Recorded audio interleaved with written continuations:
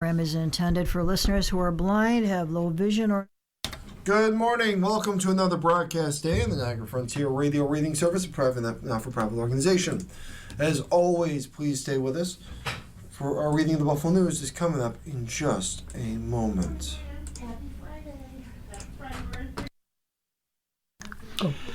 The following program is intended for listeners who are blind, have low vision, or another print disability that makes reading, holding a book, or turning a page difficult or impossible. The content is copyrighted by the respective publishers. For more information, please visit us on the web at nfradioreading.org. Your Niagara Frontier Radio Reading Service now presents a reading of articles and features from the Buffalo News. For today, it is Friday, January 16th, 2026, and your readers today are J.J. Patek and Don Williams. Leading off, as we always do, with the weather. Local weather. Today, a little snow in the p.m., a high of 30 and a low of 26. Yeah, well, we got 3.5 inches yesterday officially by the time this was gone to press, but I think a little bit more showed up in some places.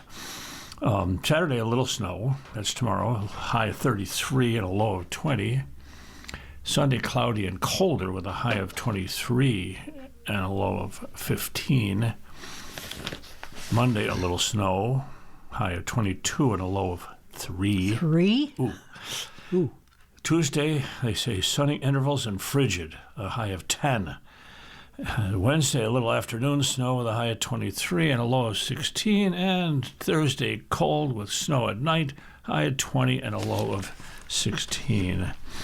Well, it looks like winter's here again. Yeah, winter is here. Total possible sunshine today, though. We're up to 9 hours and 25 minutes from a low of 9 hours and 1 minute just a few weeks ago. Well, I sure hope it... starts warming up that air. Well, yeah, total sunshine possible today based on the position of the planet and the sun, but I don't think we'll see much of the sun today, the way it looks out there. Nope. Pretty gray out over the lake, dark gray. Very dark. But the sun did rise today at 7:43 and will set tonight at 5:08 p.m.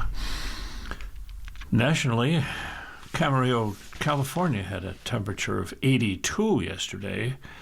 In Cook, Minnesota, we almost always get our low temperatures from Minnesota. In the 48 contiguous states, the air was 15 below zero yesterday.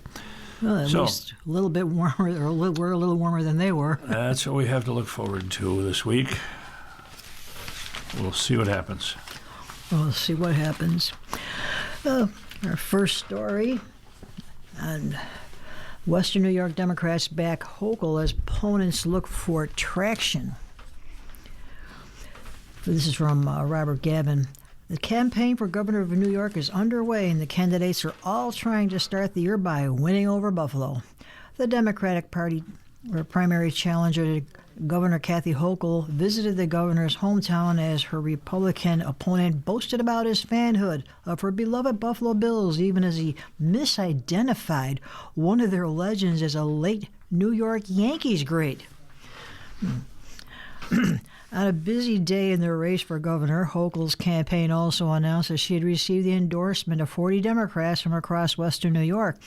It fell one day after Hochul delivered her annual State of the State address in Albany. Lieutenant Governor Antonio Delgado, who is challenging Hochul in the Democratic primary, had a scheduled visit to the Frank E. Merriweather Jr. Branch Library on Jefferson Avenue for a roundtable, and then was expected to attend a town hall listening session at the Family Life Center on Michigan Avenue later in the evening. At some 290 miles east, Nassau County Executive Brooke Blakeman, the Republican seeking to replace Hochul, visited the state capitol, where he slammed the governor's performance in office and likened her statewide address to a Saturday Night Live comedy sketch. She may be from Buffalo. Basically, what has she done for Erie County? What has she done for Western New York? Blakeman said, also questioning what Hochul has accomplished statewide. And the answer is nothing. Asked if he would have supported Hochul's plan for the new Highmark Stadium set to open this fall, which in 2022 included the $850 million in public money, Blakeman said he did not know the intimate details of the deal, but said Bills fans deserved a new stadium and that he believed it would be a positive economic development impact for the Bills to stay in Buffalo. Pressed on his stance, he said, I'm not saying I'm supportive of that exact deal because I haven't seen all the details of it, but I support the concept of having a new Bills stadium. Blakeman, an avowed Bills fan, said he was tailgating outside the yet-to-be-completing new stadium on January 4th, the last game to be played at the existing stadium, and he said Hochul spotted him.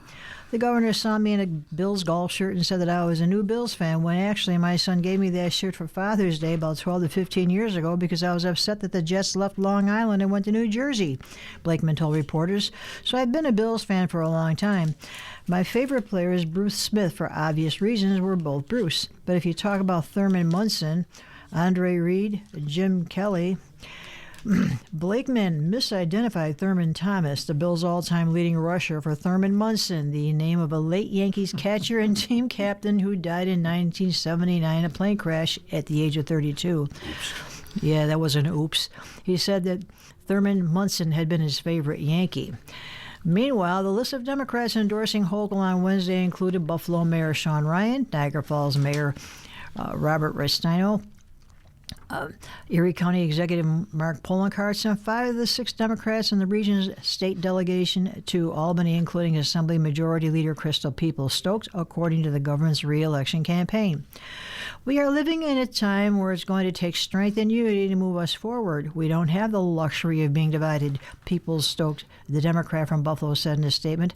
I'm giving my full support to Governor Hochul for re-election so we can focus on strengthening our economy, building stronger communities, and protecting our most vulnerable. Our elders, families, and babies deserve it. Erie County Democratic Committee Chair Jeremy Zollner, who has the party nomination to fill Ryan's 61st District State Senate seat that Ryan vacated to become mayor, endorsed Hochul.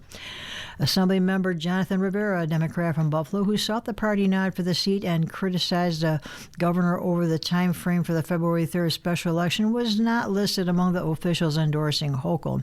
In a joint statement, the Democrats said, Buffalo grit runs through everything Governor Kathy Hochul does. She's tough, relentless fighter who never forgets where she comes from, and she's fiercely loyal to her home team and her state. And she's dedicated her career to fighting for our communities, putting money back in families' pockets, and keeping New Yorkers safe. We're proud to stand behind her for the re-election as she leads the fight for a more affordable New York. Well, locally, Deidre Williams, the staff reporter for the news, reports that 100 years later, the King on Main Street reigns. On January 16th, 1926, Calvin Coolidge was president. It was the Jazz Age, and Prohibition was the law of the land. And on that day, the Wonder Theater first opened its brass-handled doors to the public in downtown Buffalo, one of the biggest cities in the nation at the time, as a silent movie establishment. The first flickering lights projected onto the Wonder's silver screen showed The King on Main Street, starring Adolphe Menjou. The Jazz Age and the silent film era came and went, as did Prohibition, and the Wonder changed its name to honor its father, Michael Shea. The decades that followed were not always kind to Shea's. By the 1970s, as downtown hollowed out and movie palaces across the country closed or were demolished, Shea's fell into financial distress. In 1974, the city foreclosed on the theater for back taxes, putting the once grand revenue at risk of being lost altogether. 100 years after its first screening, the now thriving Shea's Performing Arts Center is looking back at its history as it celebrates the centennial milestone all year long, starting with a birthday party at the main theater today.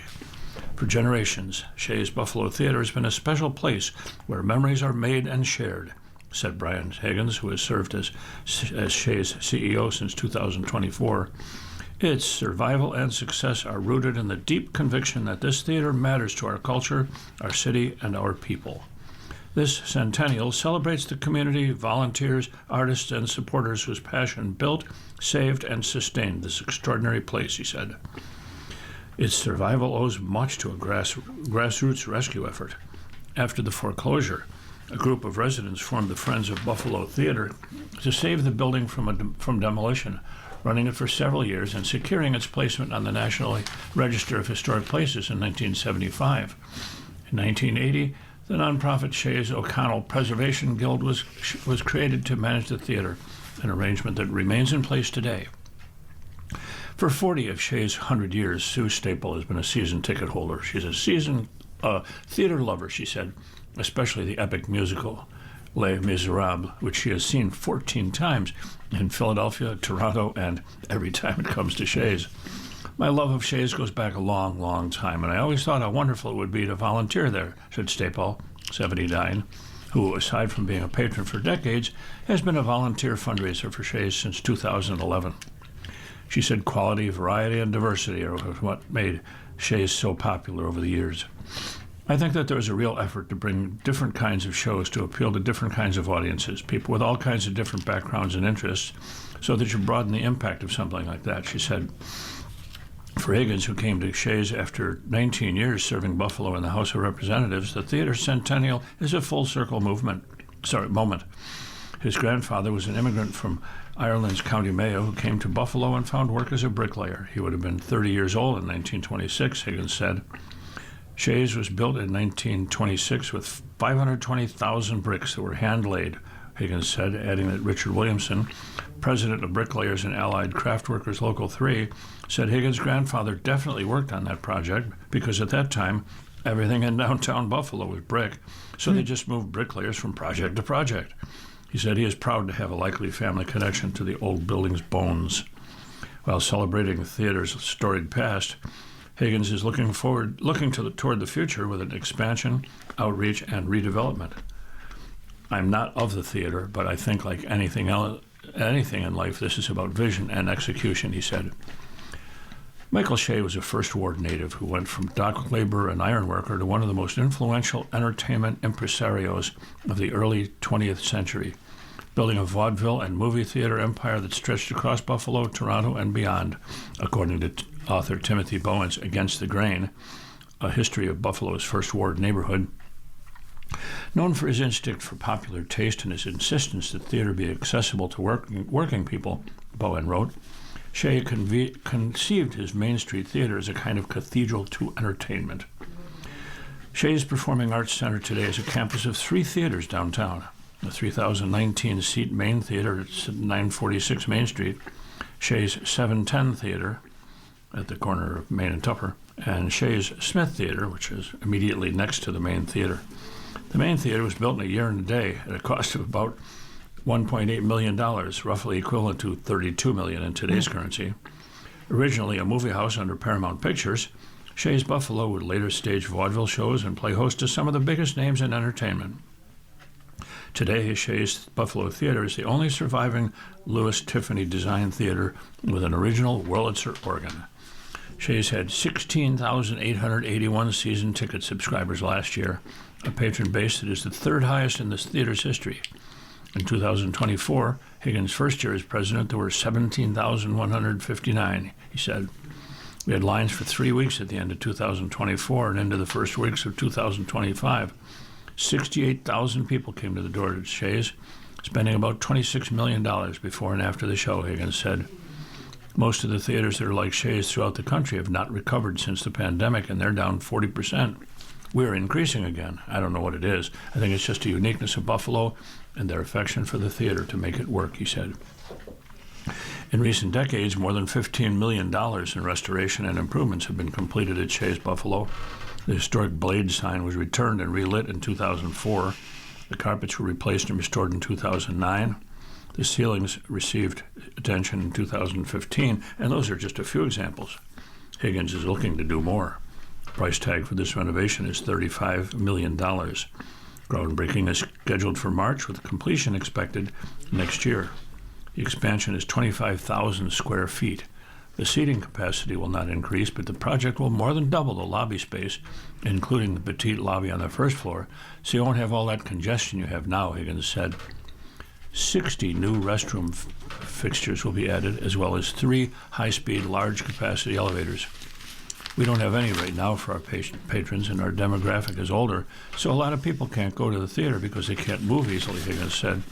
A basement lounge, sometimes known as a Rathskeller, will be added to create more spaces for people to relax before shows and during intermissions. The project also calls for creating a grand entrance facing Chippewa, adjacent to the Pearl Street entrance.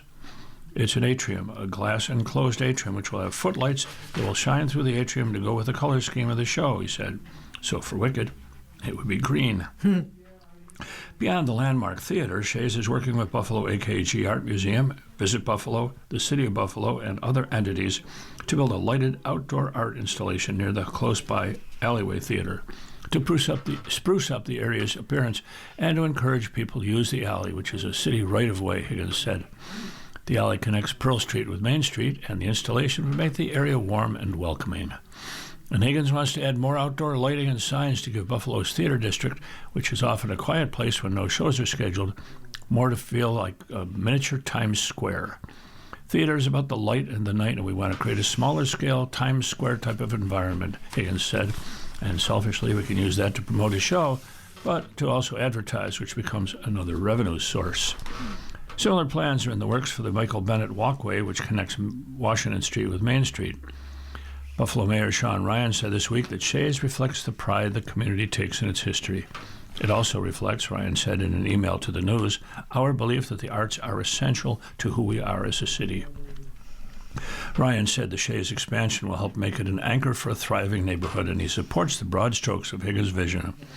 Projects like this are essential to creating an active, vibrant downtown that is a destination for residents and visitors alike, he said. The last phase of the capital campaign involves adding floors to Shays Smith Theater, a 200-seat black box theater owned by Shays to create housing or a hotel space, or a combination of the two. The goal, Higgins said, is to keep more people in the theater district at all times, to create the pedestrian density that's missing to turn the area into a true neighborhood, Higgins said. As we step into our next century, we do so with a bold commitment to ensuring Shays continues to inspire and bring people together for generations to come. I admire Mr. Higgins' enthusiasm as an entrepreneur now, after all those years of serving in the neighborhood where I live in South Buffalo. Now, where's my sheet? There it is. You're listening to a reading of today's Buffalo News on your Niagara Frontier Radio reading service, and it's time to turn to the editorial page. We have an editorial in several parts from the local writers. Interesting Endeavors is the big title. Those searching for more opportunities to reach the highest level of academic research in a specific field have an interesting new option. As reported by the News' Mike Petro, SUNY Buffalo State University was approved by the SUNY Board of Trustees to offer a Doctor of Professional Studies in Creativity and Change Leadership. The offer will be fully online starting this fall. It is part of Buffalo State's strategy to grow programs that meet the needs of today and tomorrow, and the Western New York community, while increasing enrollment of non-traditional students. According to university officials, these graduates will be able to serve as change makers in their organizations and communities. A statement from Buffalo State's Provost and Vice President for Academic Affairs explains that the program, quoting her here, responds directly to well-documented workforce needs. Buffalo State has been cutting low-performing, low-attended programs to help reduce its deficit, which exceeds $16 million. The university considers offering a doctoral program to be part of its strategy to attract students who might be looking elsewhere. It's not alone in that endeavor. The news follows that of Amherst-based Damon University last month, which, as Petro reports, received approval from the New York State Board of Regents to amend its charter and master plan to offer PhD programs in an academic track. Damon plans to offer its first PhD in behavioral science, and that will be just the beginning. The university plans to add more academic doctorates to its offerings in the coming years.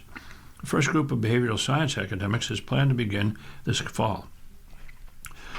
These new doctoral programs give universities an opportunity to elevate their academic portfolios and increase enrollment during a difficult time. Schools are looking at an enrollment cliff for the traditional student base. Damon already offers 4 professional and clinical doctorates. Behavioral science represents the university's first academic doctorate. As both universities increase doctoral degrees offerings, the local academic landscape expands for the better. And worthy of landmarking, the Western New York is renowned for its historic architecture and their preservation efforts that have helped keep that architecture intact. On this front, it's good news that a Schiller Park area church is up for landmark status. The city should support its efforts.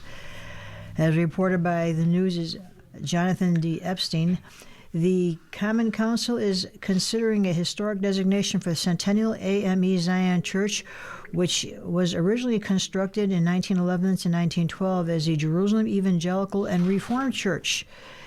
That effort has an impressive lineup of local support. The church's application, submitted by Preservation Buffalo Niagara and supported by the church itself, has already been reviewed by the city's Preservation Board, which recommends approval. Like many such underused structure, the church has sustained damage in 2022 from burst pipes and extreme weather, but is not considered at risk. Epstein's story describes in detail the unique points and interesting history of the building. It makes for an interesting read. And what else is interesting? A new thrift store, Hope Bridge Collaborative at 229 Lake Street in Hamburg. The News' Samantha Crispin reported on the store, which, unlike other such operations, is not concerned with making money. Its stated mission is helping working poor. That's it. Shoppers who must show a W-2 to show they are working are able to purchase truly affordable secondhand goods and clothing. They can even get help with unmanageable bills. An application is required. Appropriately for such a mission, everyone who works at the store is a volunteer, including the founders. There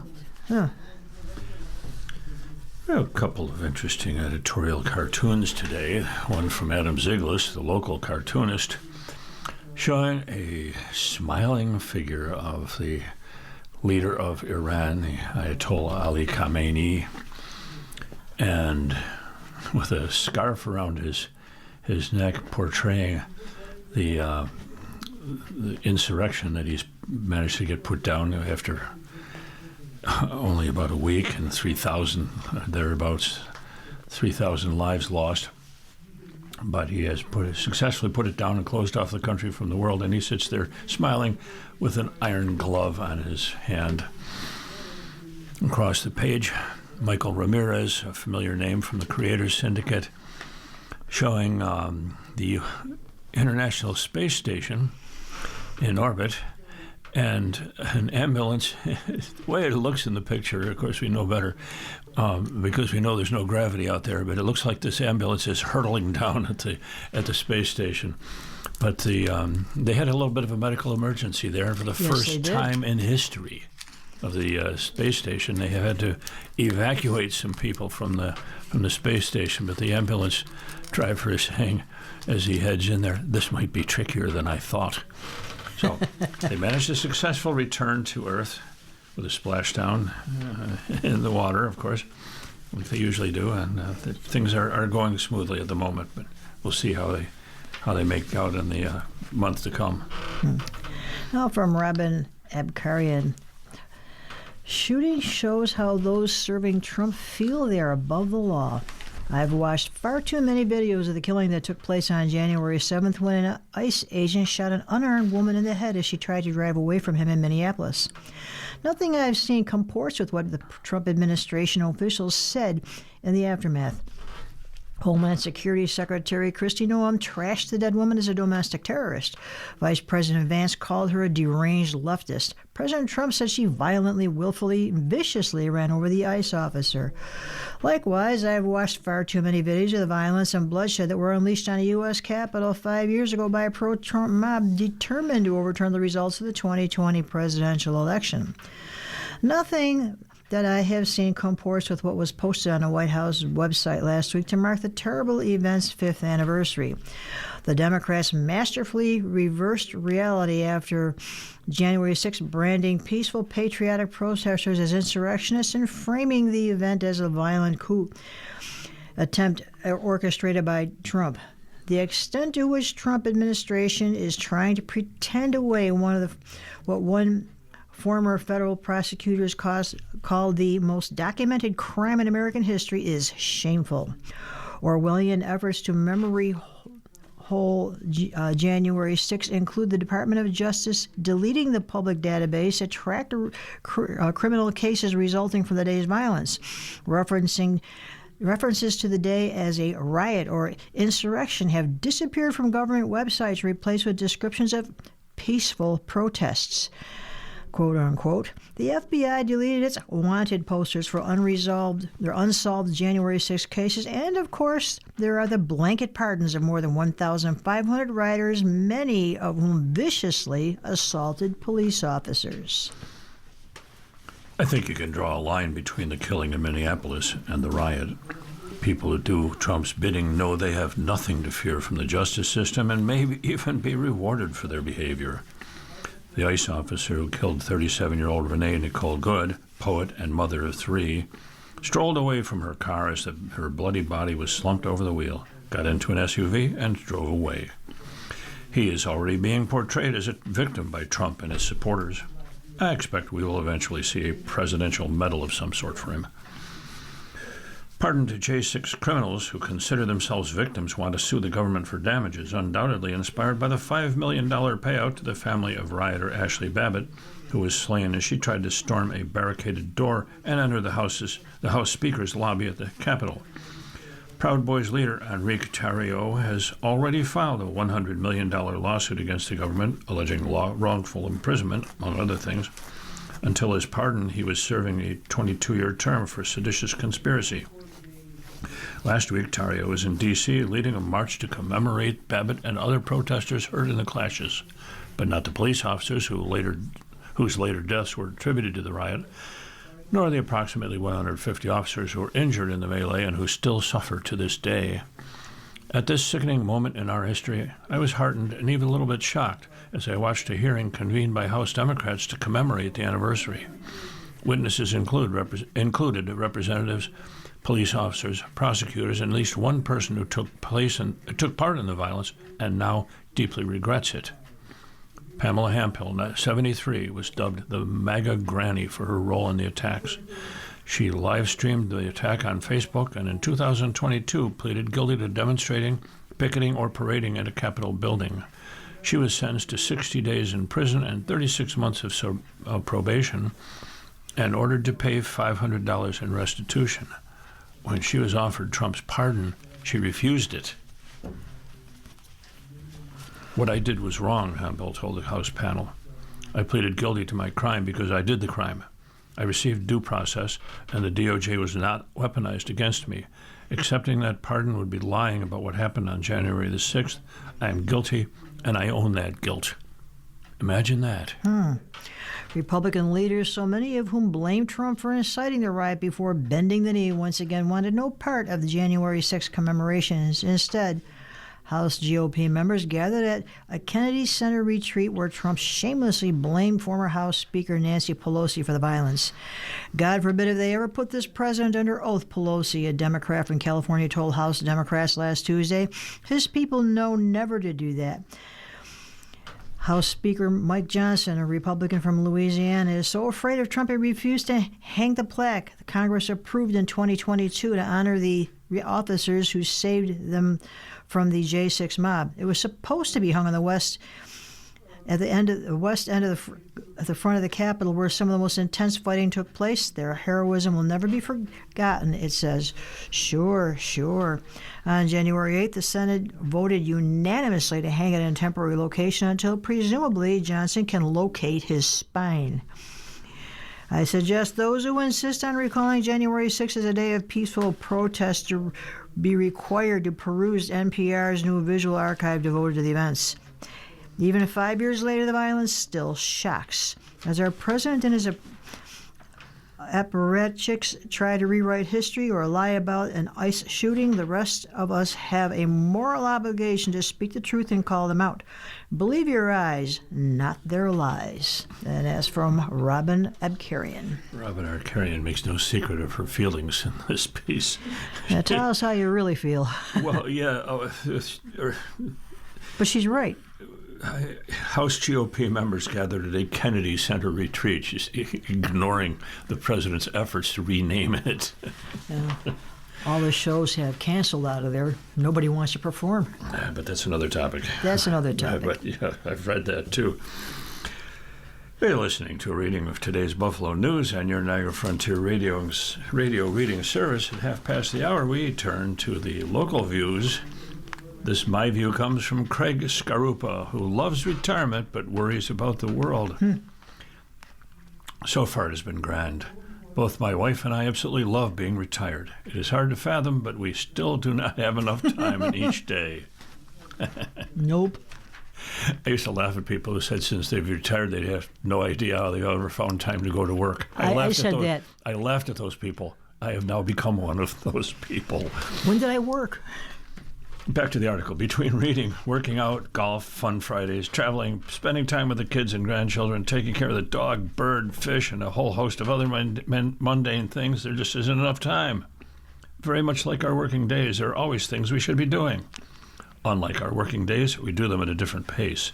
It's a much more enjoyable pace, and we both treasure this newfound timetable. With retirement also comes time to relax and reminisce about younger days. I still remember the advice bestowed on me from near-retirement coworkers in one of my first jobs. Hey, kid, life is short. Save your money and don't get married. Some 40-plus years ago, when I heard those words at 20 years old, I felt like I had been around forever and likely had about 3 more forever time frames to go. The save your money part sounded right, and I did. The married part, not so much. Currently, I would rate it as one of the best things I ever did in my life. Age brings many new things. Perspective is one. For most, your perspective changes. It's just a matter of how much. My view now is that, yes, life is short and time is now our most valued commodity. My perspective on the with age comes wisdom statement also has changed. Previously, I had some doubts about this, but now I firmly believe this is true. With age comes experience and greater understanding, which clarifies many issues for what they really are. Gratefulness is an item that comes under the with age comes wisdom statement. Gratefulness is a very powerful state of mind. It really keeps things in the right perspective and allows one to have an enormously positive outlook in life. Also, for perspective, I feel it's important to read past presidents' autobiographies. John Adams was an interesting read. He was very grateful for a wool hat and the one spoon he had that he took to college. Think about that. One item I'm enormously grateful for is the country we grew up in. It's by no means perfect, but it's perhaps the best the world has ever known. It was a place where the small guy always stood a chance, maybe not a great chance, overcame significant problems, had great leaders, and provided people the freedom many countries do not allow. A spectacular place. Unfortunately, our current leaders believe might is right, and the world should be ruled as such. For the world to progress, we need the opposite approach. Past presidents knew this, as do current leaders in higher education. Yes, America should continue to have a strong military, but use it to make the world a better place for all. It should not be used to forcefully grab more or deny people their constitutional rights. Simply put, we live in a country that is 5% of the world's population, but uses 30% of the world's resources. Wow. It is time to be grateful, not greedy. America needs a kinder, gentler nation, as George H.W. Bush stated, and build the UN and NATO to eliminate world hunger and war. John Lennon's song summed it up beautifully. Yeah. Well, from another voice, the story about nursing homes from Betty Early, who was a resident of Harris Hill Nursing Facility in Williamsville. And she writes, Medicaid allowance is far from adequate. Imagine trying to purchase everyday necessities, stay connected to the people you love, and live your life with only $50 a month. That's about all you have to cover everything beyond the basics, things like shampoo, a birthday card, or just a pair of comfortable slippers. For those of us living in nursing homes in New York State and relying on Medicaid to pay for our care, this isn't hypothetical. This is our everyday reality. That $50 is called our personal needs allowance, or PNA, and is all the money we are allowed to keep from our income. The rest goes to the cost of our care. The PNA has just been stuck at $50 since 1988. Adjusted for inflation, that same amount should be closer to $140 today. Medicaid covers our room, board, nursing services, and some basic hygiene items. However, it does not pay for everyday necessities like clothes, haircuts, books, hobby materials, snacks, cell phone service, and/or cable and internet. These small comforts that support everyday dignity, I need to budget carefully to ensure my funds last a month. I prefer to use my own personal care items that work best for my hair and sensitive skin. I also enjoy different food and snacks that are not served by the facility. When we are all given the same food and personal care items, our individual preferences and tastes are ignored. That $50 is not enough to meet basic personal expenses, especially in a world where everyday items continue to rise in price. The gap between what the PNA allows residents to afford and what residents need has direct consequences on my and other residents' quality of life, emotional well-being, and dignity. A total of 33 states set the PNA higher than $50, with one state allowing residents to keep up to $200 a month of their own income. The PNA is set by state law, and any change must happen through the state budget process. I'm not alone. There are thousands of older adults like me in nursing homes across New York State, and I hope that by sharing what life is like on the current allowance, more people will understand how important this issue is to me and residents across the state. We're not asking for anything extravagant. We're asking for the ability to afford to live. The PNA must be increased in this year's budget.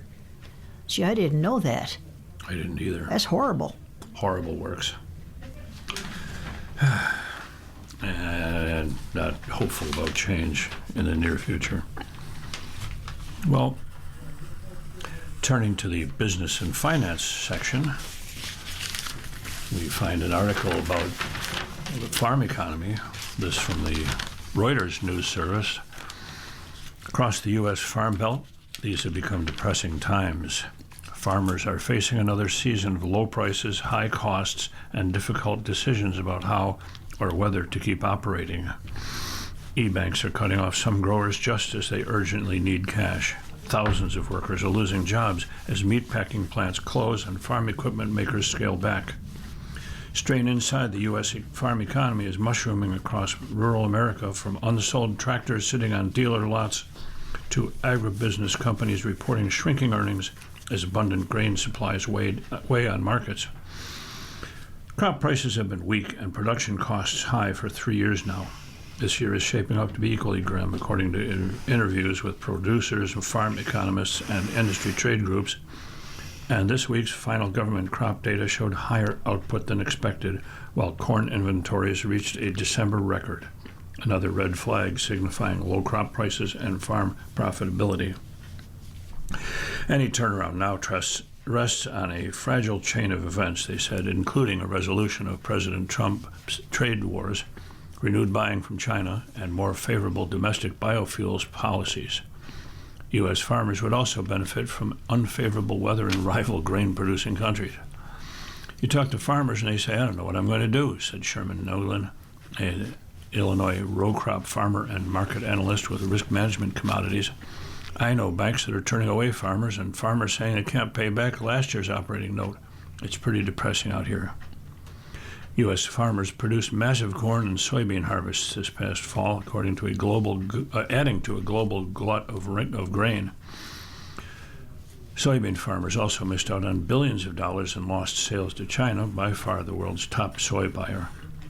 Chinese animal feed producers turned instead to South American suppliers to avoid tariffs imposed by Beijing on U.S. imports in retaliation for Trump's tariffs on China. Farmers have welcomed Trump's most recent $12 billion aid package, but producers and economists say these funds will fall short of reversing the damage from low crop prices and lost export opportunities. As financial pressure builds, farm groups are lobbying for clearer long-term direction on biofuels and for trade policies to help them expand exports. The message from rural America is increasingly blunt, said economists. If policymakers want farmers to keep planting into high prices and high costs, they need to offer more than temporary relief. Production costs, especially fertilizer, are expected to remain elevated for yet another year of painfully high input bills. Access to credit is tightening, making it harder for farmers to secure short-term loans needed to buy supplies and plant their spring crop. That squeeze is expected to persist, particularly for row crop farmers. The U.S. Department of Agriculture forecasts that total production costs for corn will rise about 3% in 2026 from last year, while soybean costs are projected to increase 3.1%. At the same time, average farm prices for corn harvested this past fall and marketed this year were estimated at $4.10 a bushel, and soybeans at $10.20 a bushel, both down from 2023 levels, according to the latest USDA data. Based on the USDA's preliminary 2026 yield outlook and the agency's latest cost of production estimates, farmers would need corn prices of $5.03 a bushel and soybean prices of $12.80 a bushel simply to break even, according to a Reuters analysis of USDA figures. It's very similar to last year in that there really isn't a crop you can point to and go, there's a profit opportunity, said Iowa State University agricultural economist Chad Hart. Everything is underwater right now. And we're under snow. I see it snowing again out there. Oh, boy. Oh, boy. On to another story about the Tesla. Their profit engine is sputtering, and this is by Chris Isidore of CNN. Tesla's robotaxi service has been mostly hypothetical so far, but it's certainly taken the company's shareholders for a real ride. Tesla debuted its ride-hailing service using cars with its so-called full self-driving tech in Austin, Texas in June. In the rollout, CEO Elon Musk announced the ambitious goal of serving half the U.S. population by the end of the year, but by October that target was reduced to 8 to 10 metro areas. At the start of 2026, robotaxis are available in just 2 locations, Austin and the San Francisco Bay Area, and a company employee needs to be along for the ride in both. Shares of Tesla, meanwhile, have climbed more than 50% since June to a record high on Musk's big promises. Musk previously said the service would greatly change the financial outlook for Tesla, making it the most valuable company on the planet. But its main source of revenue, electric vehicle sales, is sputtering, falling by a record 9% in 2025. That makes 2026 a critical year for Tesla. The company must start to live up to its bold promises on robotaxis or risk losing much of those gains. I think in the next 6 months there's a reckoning coming for Tesla, said Ross Gerber, an early Tesla investor and CEO for an investment firm, Gerber Kawasaki. He's now a prominent critic of Musk. I think once analysts realize that all these robo-taxi numbers are fantastical and sales of cars are still going down, then Tesla's got a big problem, Gerber added. That makes Musk's robotaxi hopes so critical. But over-promising is a long tradition of the CEO, who said that the robotaxi service is on the verge of launching since 2019. And Tesla is falling further behind on the offerings of other companies like Waymo, the self-driving car unit of Google parent Alphabet. Waymo said it provided 14 million fully autonomous paid rides without any employees on board in 2025, totaling 20 million over the past 5 years. Meanwhile, Tesla has yet to offer a single fully autonomous robotaxi ride. The Waymo service is available in 5 metro areas: Atlanta, Austin, Los Angeles, Phoenix, and San Francisco. Yet Waymo's clear market advantage has not deterred Wall Street optimism for Tesla. I believe we'll have 30 cities for the robotaxis in 2026, said Dan Ives, an analyst for Wedbush Securities and Tesla Bull.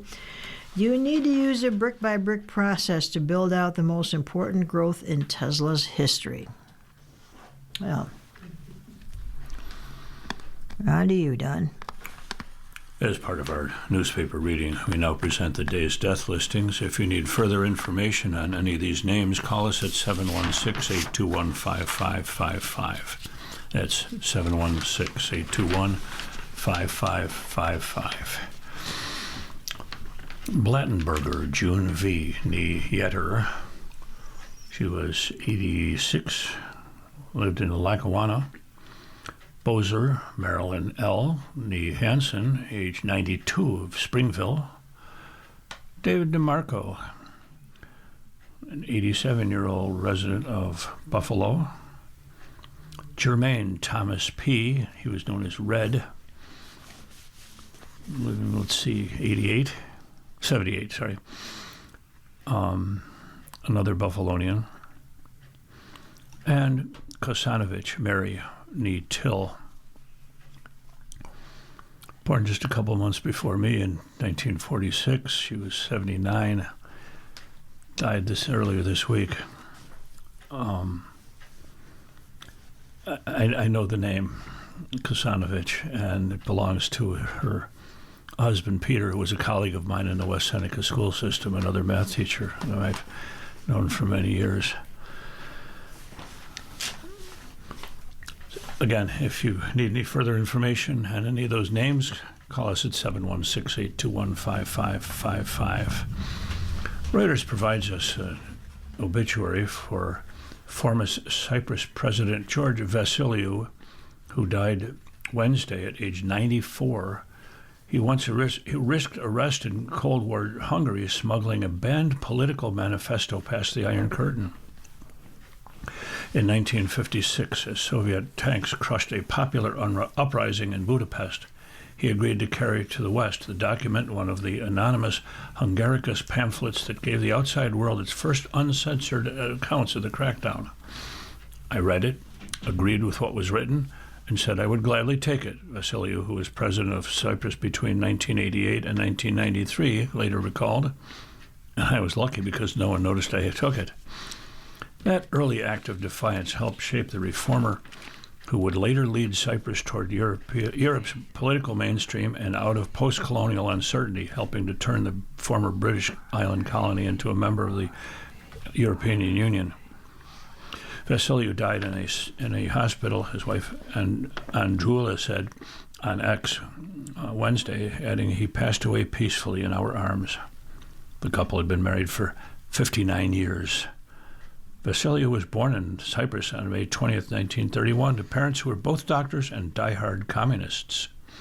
He initially enrolled in medical school in Geneva and then Austria, but funds ran out when his father left a lucrative practice in Cyprus to join the communists in the Greek Civil War that ran from 1946 to 1949. Vasiliou moved to Budapest to be closer to his mother and younger sister, who were caught up in the tumult after that war, which stranded tens of thousands of partisans in Eastern Europe, barred from returning to Greece. His father found himself in Albania, with the route through then Yugoslavia shut after a fallout between Josip Tito, its prime minister at the time, and Soviet leader Joseph Stalin. In Hungary, Vasiliou became an interpreter for Greek political refugees, got a job in an aluminum factory, and gave up on medicine to his father's chagrin. He enrolled instead at the capital's Karl Marx University of Economics. I was a handsome young man who had lived in the West, a Cypriot, thus a British subject, who spoke French, German, English, an interesting fellow, Vasiliou reminisced to Hungary's Oral History Archive. The communists befriended me because I was a Greek refugee, the aristocrats because I was a British subject, the women because I was good-looking and well-dressed. Vasiliou chose to study economics because he wanted to be a planner to design the new world. He moved among activists disillusioned with Stalinism and attended lectures by philosopher Georgy Lukács, whose reading of Marxism departed from rigid Soviet philosophy. Vasiliou was president during the 1956 Hungarian uprising, a statewide revolt against Soviet-backed communist rule sparked by student protests and calls for political reform. It was crushed within weeks when Soviet tanks entered Budapest, killing hundreds and forcing about 200,000 people to flee the country. I remember those days because some of those Hungarian refugees wound up in Riverside, where I lived at the time, and they actually formed a church on Tonawanda Street, just a block or two from Tonawanda, from Ontario. Those days are There was a very, Hungarian club very there? memorable. one of my best friends at the time was from Hungary, left and came to the U.S. in those days. Well, Vasiliu was held for 2 days when he returned to Hungary in 1959 and not allowed to leave the country for a year. And he later surmised that he escaped jail because he was a foreigner, or because authorities mistook him for the son of a high-ranking party official. It was Vasiliu's administration that applied for Cyprus membership in the EU in 1990, and he was chief negotiator for joining the bloc between 1998 and 2003. Cyprus eventually entered the EU in 2004 and adopted the euro in 2008. As president, Vasiliu created the island's first state university. Upon leaving the presidency, he launched the Liberal United Democrats Party, which fared poorly in elections. Unlike other Greek Cypriot politicians, Vasiliu was steadfast in his support of a UN reunification blueprint for Cyprus in 2004, but that plan was rejected by fellow Greek Cypriots in a referendum. A self-proclaimed eternal optimist, he died, never having fulfilled his ambition of ending the division of Cyprus between its Greek and Turkish Cypriot populations, a simmering conflict that is a permanent drag on ties between NATO partners, Greece and Turkey. Well, now we can move on to some entertainment from the Royal Stars by Georgia Nichols. Happy birthday for Friday, January 16th of 2026. You're a sensitive person with a razor-sharp analytical mind. You miss very little. This is the final year of a 9-year cycle for you, which means it's time to let go of people, places, and things from the past that might have held you back. The stars show the kind of day you'll have, 5 being dynamic, 4 positive, 3 average, 2 so-so, and 1 difficult. Looks like we're going to have an average to positive day for most people. Aries is 3 stars. Today you can go one of 2 ways because you're noticed by others, especially authority figures. In fact, people know personal details. Some people know personal details. You might impress people. Tonight, your high vis. And Taurus is 4 stars. Travel and chance to do anything different will please you today. You need a change of scenery, you want stimulation and adventure, and tonight, explore. Gemini, 3 stars. There are 5 planets in one of your money houses today. You can't ignore taking care of loose details about shared property. Tonight, check your finances. Cancer is also 3 stars. Today, you have to go more than halfway to get along with others. This requires courtesy and cooperation, accommodation, and compromise. Tonight, listen. Leo is 3 stars. It's all about that base. Actually, today is all about work. Whether it's your job or a task you set for yourself, you're prepared to be hands-on today. Tonight, get organized. And Virgo is 4 stars. This is a fun, loving, romantic day. Accept opportunities and invitations to party and schmooze with others. Tonight, socialize. Libra is 3 stars. Home, family, and your private life are your focus today. You might be more involved than usual with a parent. You might have to make home repairs. Tonight, rest. Scorpio, 4 stars. You have a strong need to be heard today, which is why someone who will listen to you with genuine interest will be a blessing. Tonight, a discussion with someone. And Sagittarius is 3 stars. Show me the money. Trust your money-making ideas today. You're in the groove tonight. Check your belongings. Capricorn, 4 stars. Today, the Sun, Moon, and Mercury, Venus, and Mars are all in your sign. Yes, the world salutes Capricorn. You're in charge. Tonight, you win. Aquarius, 3 stars. Today you are best served by enjoying privacy. Find a little place to hide with some good food, good drink, and some entertainment. And tonight, enjoy privacy. Gee, that sounds like my kind of day, and I'm not even a Capricorn. Aquarius, 3 stars. Today you are best served by... Whoops, I already read that. Sorry. Pisces is 4 stars. Today 5 planets are in your house of friendships, encouraging you to enjoy the company of a friend or friends. And tonight, be friendly. So that's the story of the stars today. And a little bit of history. On this date, back in 1865, Major General Tecumseh Sherman decreed that 400,000 acres of confiscated land of the South would be divided into 40-acre plots and given to former enslaved people, but the order was later revoked. In 1942, actor Carol Lombard, 33, her mother, Elizabeth Peters, and 20 other people were killed when their plane crashed near Las Vegas, Nevada, while returning to California from a war bond promotion. And In 1989, 3 days of rioting began in Miami when a police officer fatally shot a black motorcyclist, causing a crash that also claimed the life of his passenger. The officer was convicted of manslaughter but later acquitted in a retrial. In 1991, a televised address to the nation, U.S. President George H.W. Bush announced the start of Operation Desert Storm, a combat operation that drove Iraqi forces out of Kuwait. In 1996, Wayne Newton performed his 25,000th Las Vegas show.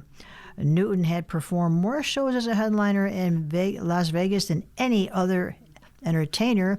In 2001, Congolese President Laurent Desire Kabila was fatally shot by one of his own bodyguards, and in 2006, Ellen Johnson Sirleaf became the first elected female head of state in Africa when she was sworn in as president of Liberia. So, well, our template has reporter's notebook here, of course, and the reporter's notebook is gone. Don't know if it's coming back, but the newspaper continues to publish a reporter's notebook announcements phone number, so I've called that number a few times. Nobody answers. Eventually, I wound up talking to someone who left a message saying, "No, it's not there. It's not going to be there in the foreseeable future." But who knows? So we turn to an article from the Buffalo Next section from CNN. Allison Morrow says, "At a glance, the luxury retail market looks bleak. Death came for Barney's, for Lord & Taylor, for Neiman Marcus twice, and finally for Saks Global, which filed for bankruptcy protection late Tuesday. Surely it's only a matter of time before it knocks on Macy's door? Maybe. There's another way this transitional phase in retail could play out, one in which Macy's and its higher-end subsidiary, Bloomingdale's, managed to continue defying the doom forecasters by focusing on fundamentals. It turns out that focusing on running a good business might be the thing that customers like. With Saks sidelined, its biggest rival, Bloomingdale's, has room to run.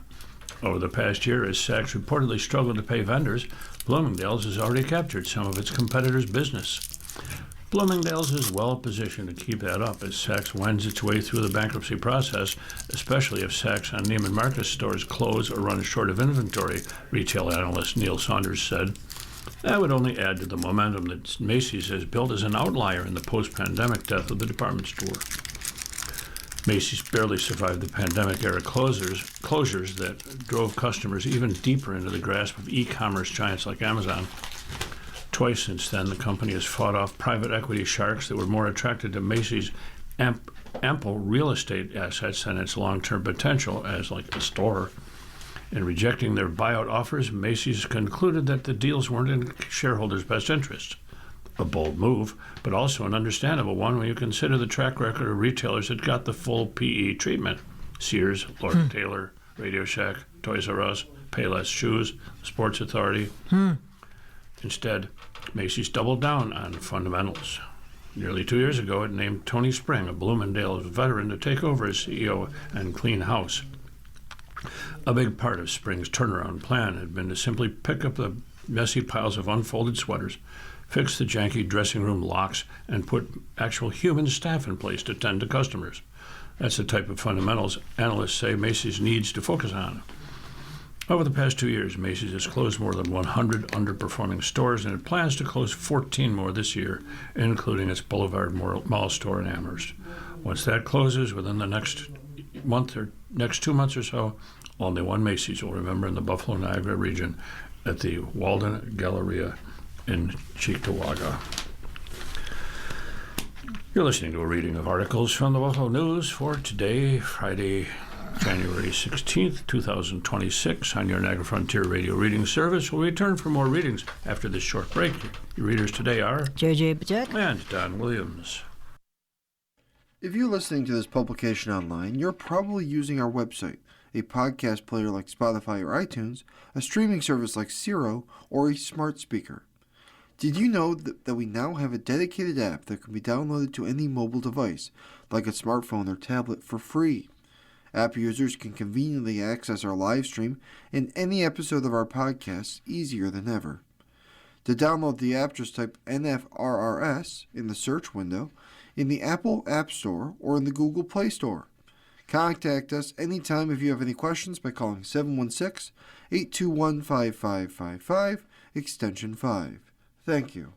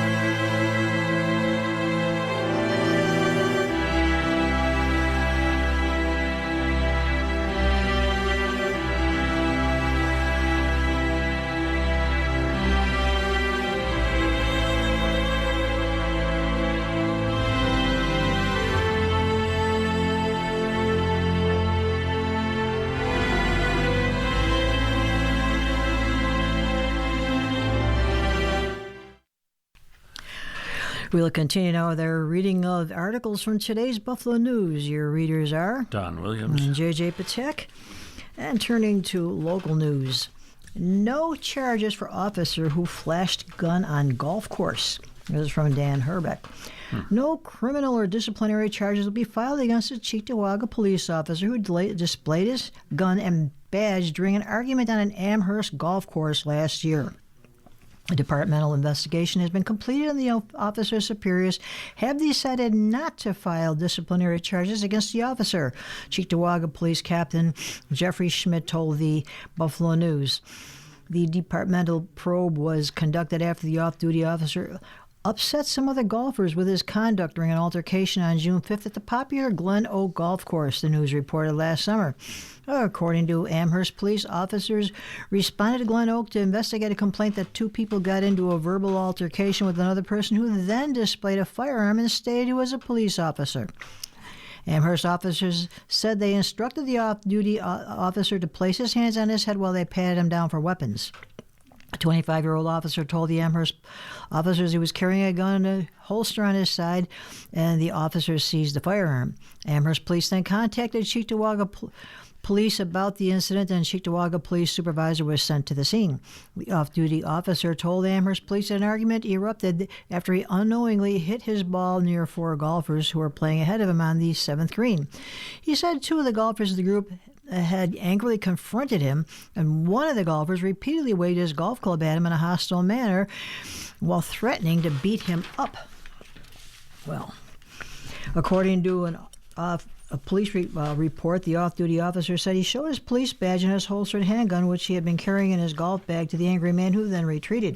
Amherst police did not charge the officer criminally, and Cheektowaga police, after an investigation, decided not to file departmental charges, Schmidt said last week. He didn't threaten anyone with a weapon, which he was licensed to carry, but was not his department-issued weapon, Schmidt said. Our internal affairs officer spoke to him at length about potential alternatives to handling a situation like that if it ever occurs in the future. It was decided that his conduct did not warrant criminal or departmental charges. Well, potential alternatives. Potential alternatives? Like don't pull your gun. Francesca Bond, a familiar name to those of us who read about the culinary scene in Western New York, says that whooshing you hear could be the sound of dinner reservations tanking across Western New York this week. After Buffalo Bills fans learned on Monday that the next playoff game would occur at 4:30 p.m. on Saturday, restaurateurs over the region watched their reservations evaporate. Poof. No one's going to your average restaurant to watch a game. Certain Bills games actually kill us from a restaurant standpoint, said Jay Mano, who owns several local restaurants, including Frankie Primo's Plus 39 downtown and in North Tonawanda. To lose the majority of a Saturday night is devastating. Bills games are sacred in Buffalo. You don't have to notice a sigh at the words wide right or own a pair of Zubas to know how to plan most Sundays and the occasional Thursday or Monday night between September and January around the Bills' schedule. But the Bills rarely play on a Saturday night, and it's a high-stakes playoff game, so the can't-miss TV has knocked other events, dinner at a restaurant, a concert, off the calendar. Allentown's Beacon Grill had reservations for 80 dinner guests planned for this Saturday and expected the number to grow around 125 people over the course of the week. The number of reservations is now at 28, a fifth of what it typically sees on a Saturday evening. It's going to be a bust of a night, said Beacon Grill owner Amanda Weasel. I actually sent out an email blast and posted on our Instagram this morning trying to encourage people that maybe aren't football fans to come dine, and then trying to convince people that are football fans that there hopefully will be time after the game to come celebrate the win or commiserate. Reservations also dwindled for restaurateur Jake Strausser's restaurant, Billy Club in Allentown and Fairbanks and Lewiston. Strausser moved some customers with long-standing reservations to Friday night. It's tough when you love the football team as much as we do. You want to see them go far. We know that that's good for Buffalo as a whole, Strausser said, especially in the month of January, where it's a month that we know is already going to be relatively slow. To lose a prime Saturday night with less than a week's notice is tough. Brian McCosey decided to close his Kenmore restaurant, Black Iron Bistro, on Saturday after his customers canceled their reservations. If there's a playoff game, we're just closing, McCosey said. We're not going to waste our manpower and our energy. We might as well take a break, too. South Buffalo event venue, the Cas Buffalo, rescheduled its Saturday night concert of Bruce Springsteen tribute show to Sunday, offering refunds to those who couldn't make the new show date. Other venues decided the show must go on.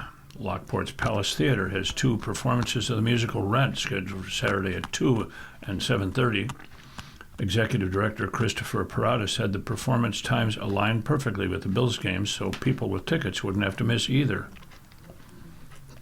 Requests to swap tickets for a Saturday night Buffalo Philharmonic Orchestra performance of Mozart's Mass to another night have more than doubled, according to Travis Estes, Vice President of Marketing and Communications. It's normal for a small amount, about 4%, of ticket holders to exchange their Saturday night tickets for a performance, Estes said, but an unprecedented 9% of ticket holders asked to exchange their tickets for another night. People who exchange are people who have subscriptions because we don't really have free exchanges for single ticket purchases, Estes said. There may be even more who don't show.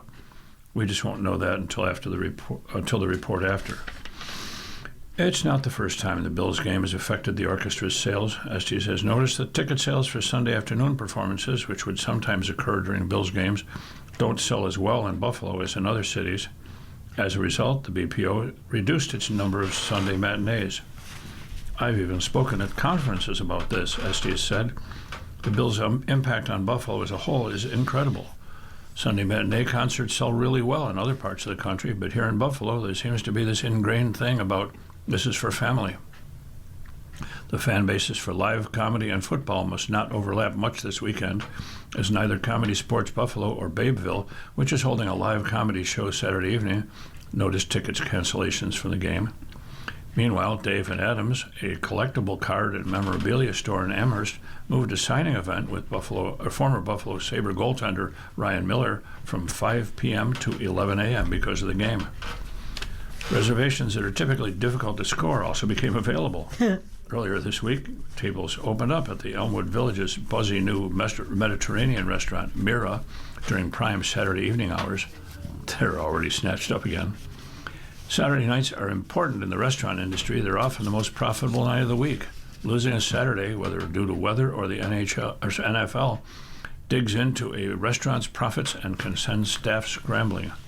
To make up for this Saturday's closure, for example, McCosey said he'll likely host an event this month on a day when Black Iron Bistro wouldn't normally be open. But this is Buffalo. And in the same breath as lamenting the loss of customers, restaurateurs still repeated our neighborly phrase, "Go Bills." I'm also a staunch Bills fan, and as far as customers canceling reservations, I wouldn't blame them, but I do have beef with the actual NFL on how they operate, McCosey said. It really does affect business. There is at least one way in which this could all be worth it. Hopefully, if I'm celebrating the first ever Super Bowl parade, Mano said, all this goes out the window. Yeah, I like that. Bills games are sacred in Buffalo. Yes, I'm they going are. to the Mozart Mass in C minor concert tomorrow night at Kleinhans. I'm going to miss part of the game. Oh, well, you can always watch the highlights on the internet. Who knows? It may have been settled by that time. We'll see. Prolonged lake effect event forecast for western New York, and we have snow happening outside right this minute. This is from Aaron Bessiker. Western New York is expected to get a brief respite from the snow and frigid wind chills that close schools on Thursday, but the region will get a taste of lake effect snow Friday, facing the potential for a significant amount of lake effect beginning Sunday, according to the National Weather Service. This is starting to look like a prolonged lake effect event off of both lakes into much of next week, according to the Weather Service. By the end of Friday, forecasters predict between 4 inches and a foot of snow on the ground, depending on where you live. Wind chills, which dropped to 0 Thursday morning at Buffalo Niagara International Airport in Cheektowaga, were expected to remain frigid through Friday morning, possibly dipping as low as 10 below 0. The heaviest lake effect bands expected to last until early Friday could produce snowfall at 1 to 2 inches per hour. The largest accumulations of lake effect snow are expected along the Chautauqua Ridge to the Boston Hills. The winter storm warning was slated to expire at 7 p.m. Thursday for northern Erie, Niagara, Orleans, and Genesee counties. That warning was to last until 1 a.m. Friday for southern Erie, Cattaraugus, Chautauqua, and Wyoming counties. The region could pick up another inch or two of snow on Saturday. Forecasters warn that predictions about the significance and duration of lake effect snows could change in the coming days. Temperatures on Friday and Saturday are expected to be in the low to mid-30s, near normal, and then drop again Sunday when Arctic air returns and remains for most of next week. Low temperatures Sunday night were forecast in the low teens, with Monday and Tuesday nights expected to see lows of only 5 to 10 degrees. High temperatures Sunday and Monday are expected to be in the low to mid-20s, according to the Weather Service. So, Well, I still see some flakes falling from the sky out there outside our Yep. studio. they're doing that. They're doing that. This winter's Buffalo. From Patrick LeCamp, the News Enterprise editor, we've learned that a Lackawanna father convicted of a family kidnapping plot that stretched from Mexico to Yemen learned his fate yesterday from a couple of people. A judge sentenced Khaled Abu Ghanem, age 53, to 17 years in prison for tricking his daughter into traveling to Yemen and then stranding her there. Abu Ghanem's daughter, meanwhile, said she wished never to see or hear from her father again. "You took me away from everything I loved," the 25-year-old daughter wrote in a letter read aloud during Abu Ghanem's sentencing in U.S. District Court. A jury in December 2024 convicted Abu Ghanem and his son Adham Abu Ghanem, age 29, of 2 counts each of conspiracy to kidnap a person. The father was also convicted of retaliating against her. The daughter returned to the United States in April 2023 after nearly a year and a half in Yemen. "You treated her as though she had no human rights," said U.S. District Court Judge John L. Sinatra Jr. at the end of the nearly 4-hour court proceeding. "She felt stripped of her God-given rights by you, her father."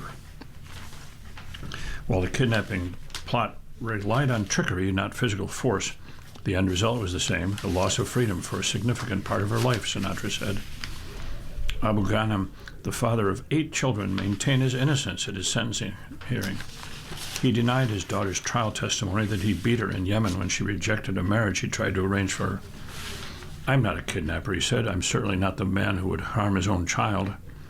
In December 2021, she was 21 years old and studying architecture at the University at Buffalo. Her family began to pressure her, like she did with her sisters, to marry a man not of her choosing, prosecutors said.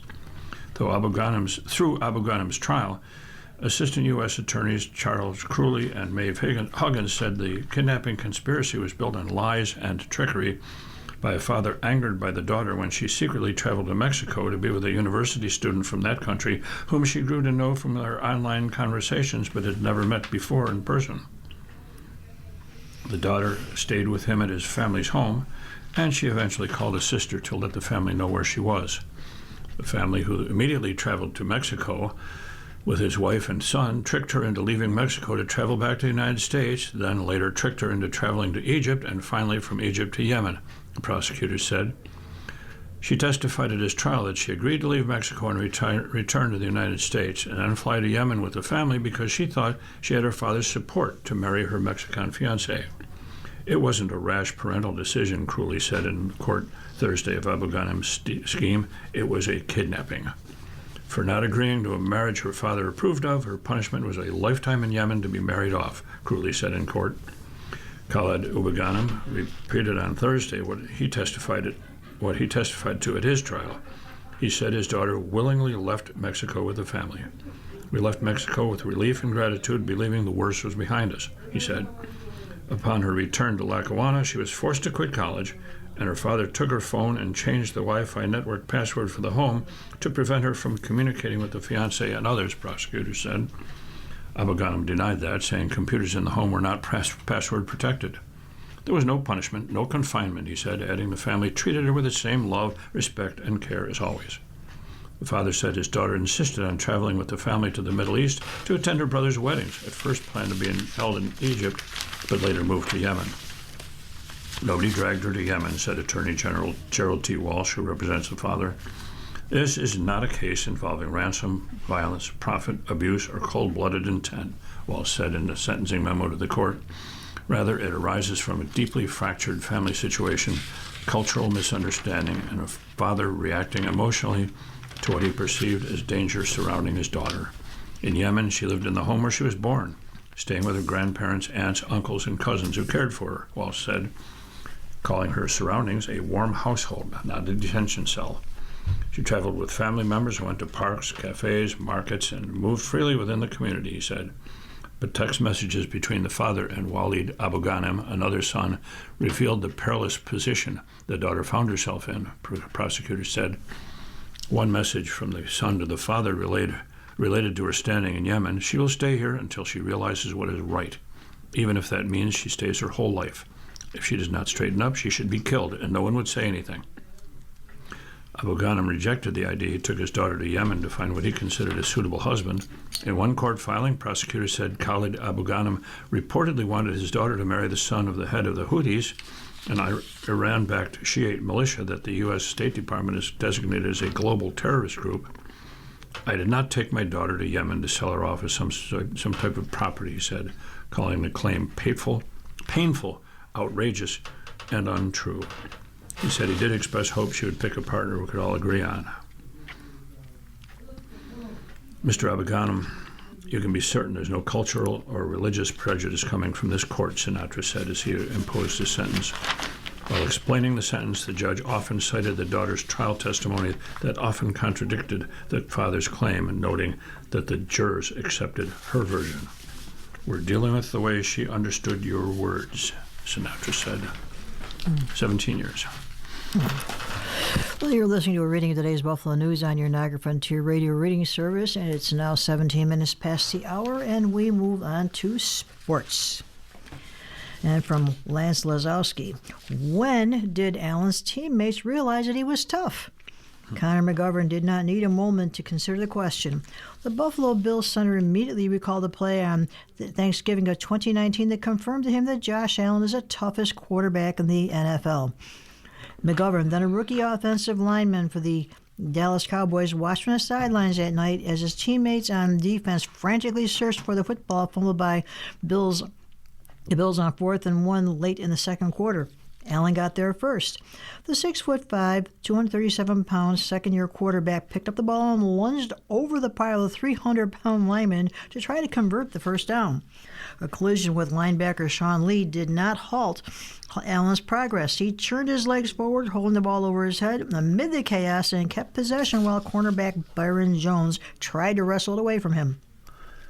I looked across the field because I was right by where it all happened and said, yeah, this guy is different, McGovern, the Bills center for the past 3 seasons, recalled.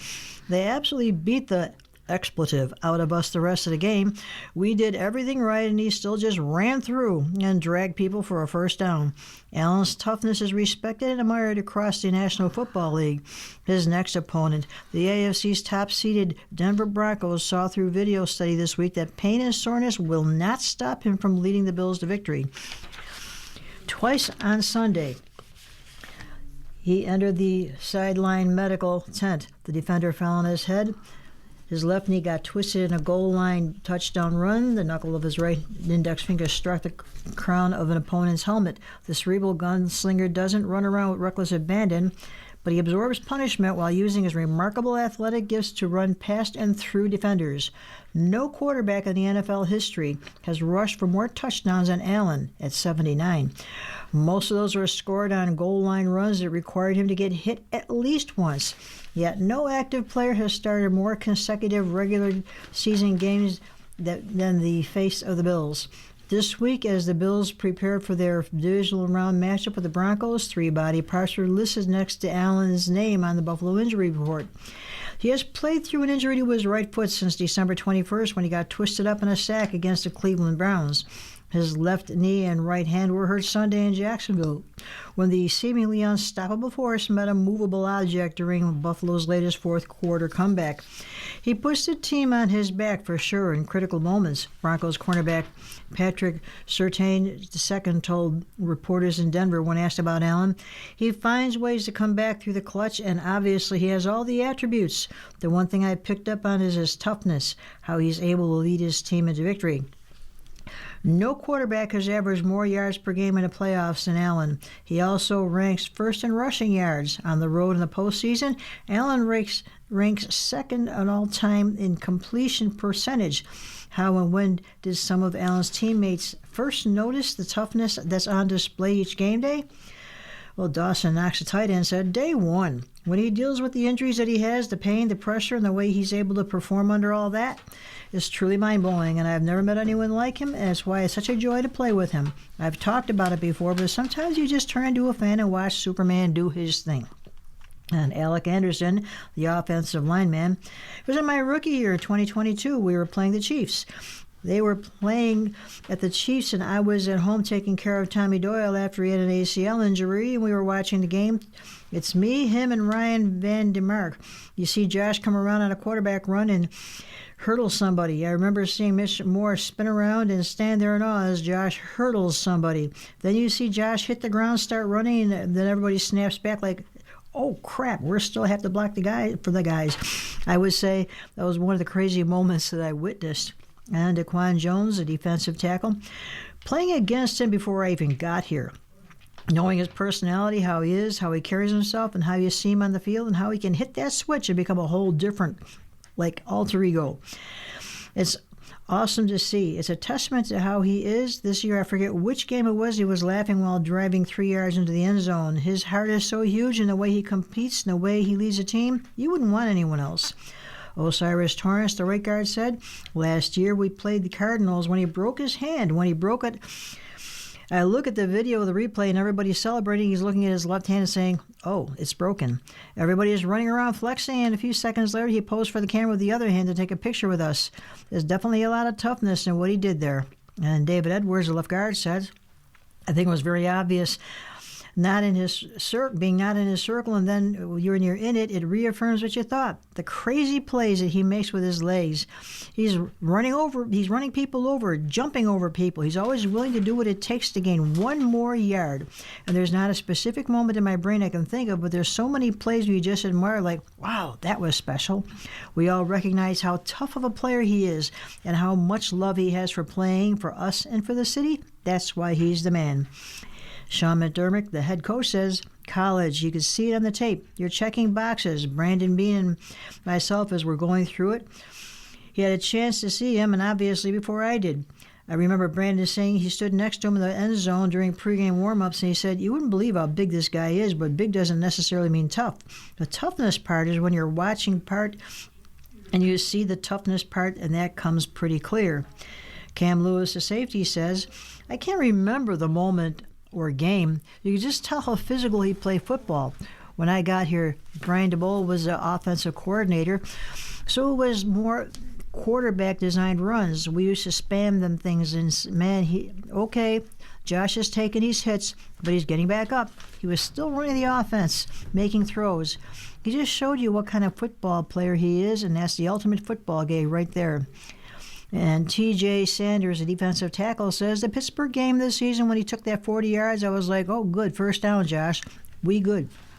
I thought he was going to get tackled, and I was like, okay, we good. 20 more yards, touchdown. I was like, oh, my God, it's not fake. This guy's a real deal. He's definitely crazy. There are many plays I've seen that man make. Reed Ferguson, the long snapper, says, Minnesota game in Week 13 of 2018 when he hurdled a guy. That was the second game starting, and I think we were 0-2. We kind of didn't know what we had, obviously, but it was a cool moment for everybody to see. All right, maybe this is who this guy is. There were a number of other times when he found himself in a running environment, running over guys, running through tackles, where we all saw we've got the best guy in the league. And then Shaq Lawson, the edge rusher, said, I knew he was a tough guy coming in, but he certified at the moment when we played Jacksonville in Week 12 of Allen's rookie season in 2018. He had a quarterback run against Jalen Ramsey and started stunting on him. Before that, I knew he was a dog, but in that moment, I was like, okay, he's letting people know he's a dog. That moment right there, how he carries himself, man, he leads his team, and I saw it day one when he came in as a rookie. So everybody knows that Josh is tough. Well, yeah, but he's also... He's 6'5", weighs 230-some pounds. Yeah, don't mess with this dude. Yep. Well, Jay Skursky asks and answers the question, how do the Bills match up against top-seeded Broncos? For the sixth straight season, the Bills have reached the Elite Eight. Joshua Allen has led his team to the divisional round of the playoffs again, joining Tom Brady 8 times and Patrick Mahomes 7 times as the only quarterbacks in the NFL history to win at least one playoff game in 6 straight seasons. Of course, the divisional round is not the end goal. The Bills are less than halfway through what they hope will be a 4-game trip through the postseason, ending with their long-awaited first Super Bowl championship. That's certainly what they're hoping for. So are we. Here are some matchups to watch against the Broncos. Strength versus strength. One of the NFL's best pass-blocking offensive lines will go up against one of the best pass-rushing units. The Broncos led the NFL with 68 sacks in the regular season, 11 more than any other team. And they finished third in ESPN's pass rush win rate, while the Bills' offensive line ranked fourth in pass block win rate. That's like irresistible force meeting an immovable object there. Denver uses man coverage on defense more than any other team in the league, with the exception of the Eagles. Allen had one of his worst games of the season against Philadelphia. This is an area that the Broncos could enjoy a significant advantage, because the Bills' receivers have really struggled to beat man coverage. Tight ends in the spotlight. The Broncos rank number 18 this season against tight ends, and the Bills have 2 good ones in Dalton Kincaid and Dawson Knox. It was not an overwhelming statistical performance from those 2 last week against the Jaguars, but they made a few big plays when needed. Kincaid scored a go-ahead touchdown with 8:56 remaining in the fourth quarter.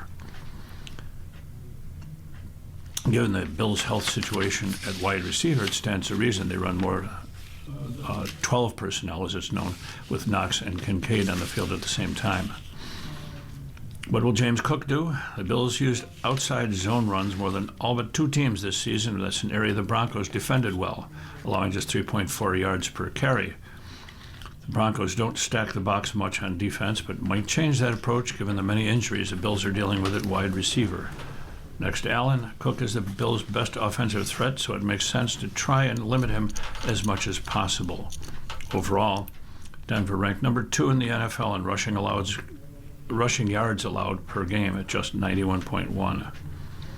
That means the Bills will face the number 1 and number 2 rushing defenses in the league on consecutive weekends. Third downs and red zone, those are 2 critical statistics in any game, and they are 2 categories in which the Denver defense excels. Broncos led the NFL in red zone defense, allowing touchdowns just 42.6% of the time. And they also finished second in third down defense, allowing conversions 33.8% of the time.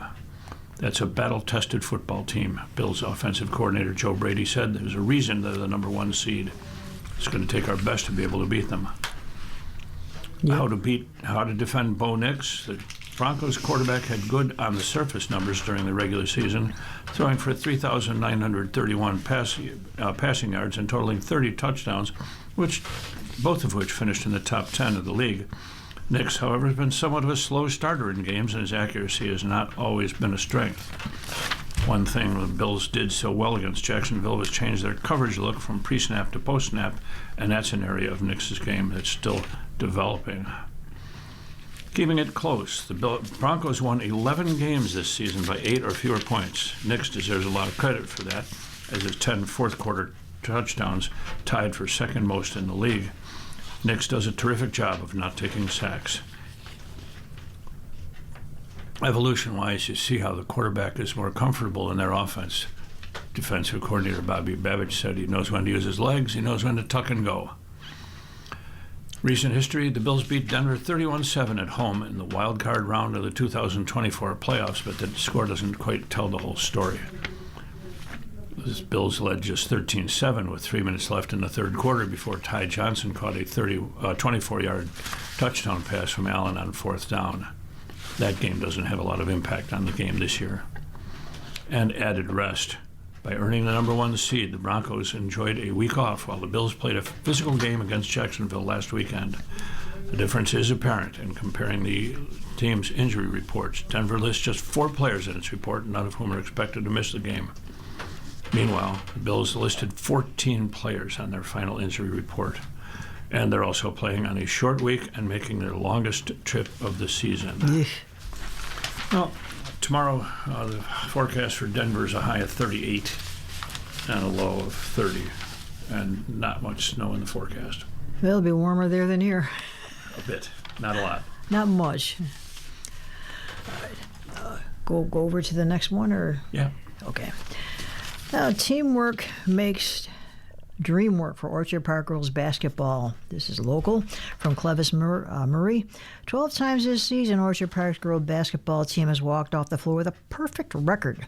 The 2025-26 version of the Quakers is a team different from most. Most teams have an offensive focal point, whereas Orchard Park doesn't have a player opposing defenses must focus on.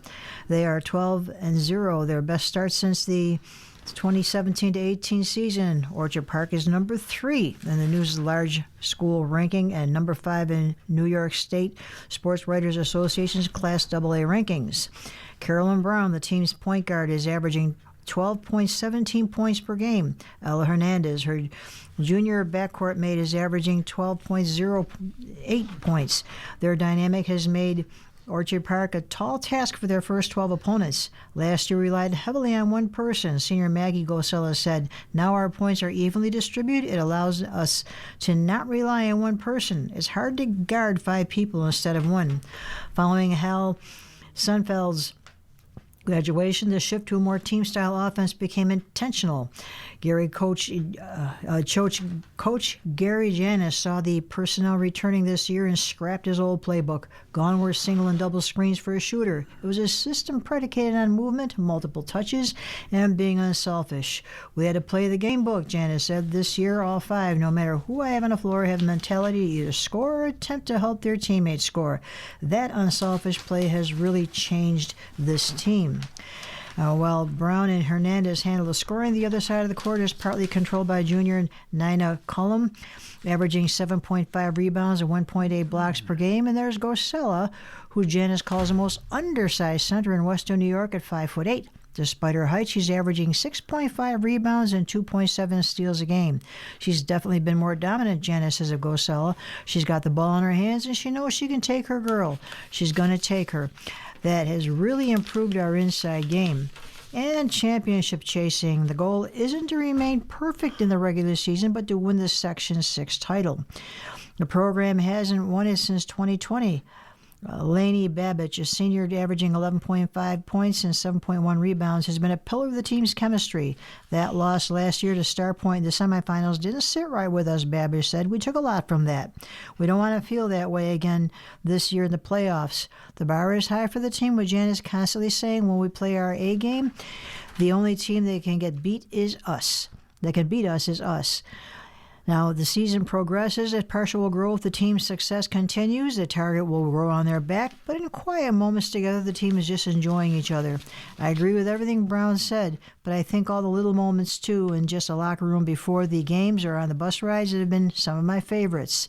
Former Western New York athletes Moran Gasiuk and Linda Ullmark have signed contracts with the NWSL teams.